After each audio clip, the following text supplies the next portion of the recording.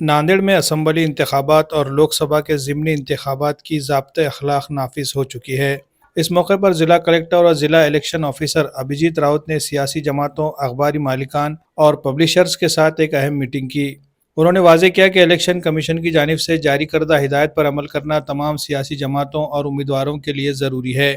انتخابی مہم کے دوران کسی بھی قسم کی غیر قانونی سرگرمی سے بچنے کے لیے سخت نگرانی کی جائے گی۔ ضلع میں ضابطۂ اخلاق کے نفاذ کے لیے مختلف مانیٹرنگ ٹیمیں تشکیل دی گئی ہے، جن میں اسٹیٹک مانیٹرنگ اور فلائنگ اسکواڈ شامل ہے۔ ہر جلسے، ریلی یا انتخابی مہم کے لیے پیشگی اجازت لینا ضروری ہوگی اور اشتہارات کو MCMC کمیٹی کے ذریعے جانچا جائے گا تاکہ انتخابی اخراجات کی نگرانی کی جا سکے۔